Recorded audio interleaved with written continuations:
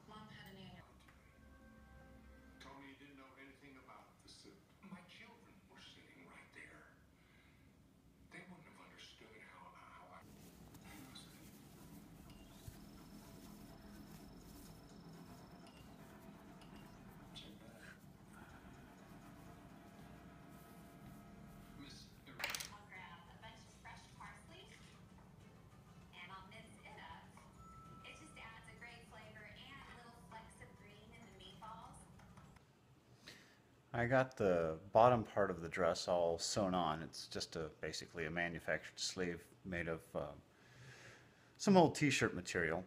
And now I'm using tulip fabric paint as glue. And what I'm trying to do is force some pleats and some folds into the dress so that when I saturate it with Mod Podge, which I'm hoping will harden it and make it like a shell, it'll have lots of interesting folds and what you would expect to see from fabric, closer to what you see in the Weeping Angel.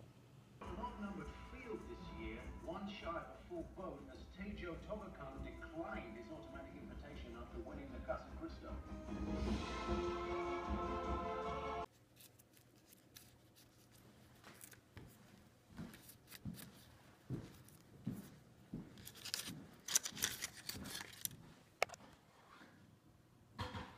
I've been working on the Weeping Angel ornament or decoration this weekend. It's coming along pretty well. Basically took some foam core and some cereal box and just kept cutting it into layers until I got the textures that I wanted. It's all been coated with Mod Podge, so that'll protect the edges of the foam core from disintegrating when it gets a coat of primer. And then our doll, formerly a Barbie, has got her outfit on, also all coated with Mod Podge. To get the level of wrinkles in the outfit that I wanted, I actually cut additional strips of the rag that I was using, an old t-shirt, and just Mod Podge them on.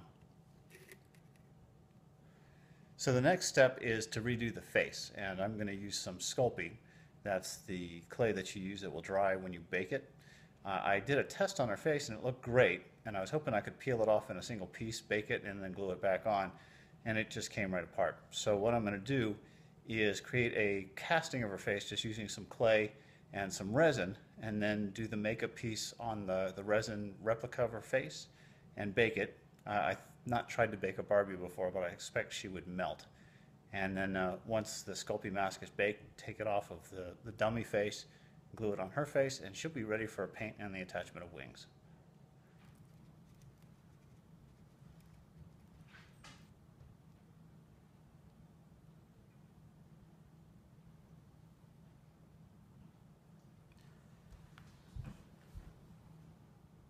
I don't think making a replica or an inverse casting of Barbie's face is going to work. I just wasn't pulling the level of detail that I think is going to show up in the resin and allow me to work it.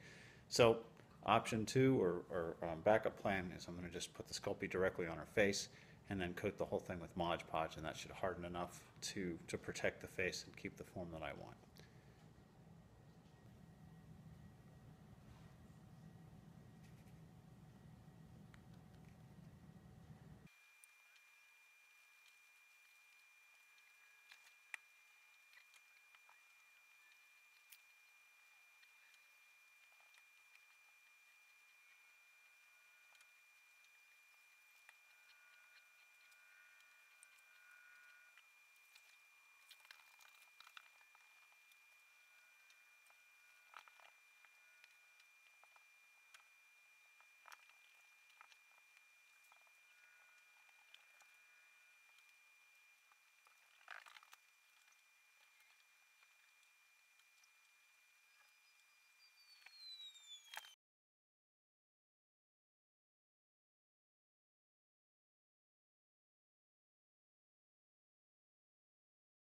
The Sleeping Angel project is all done.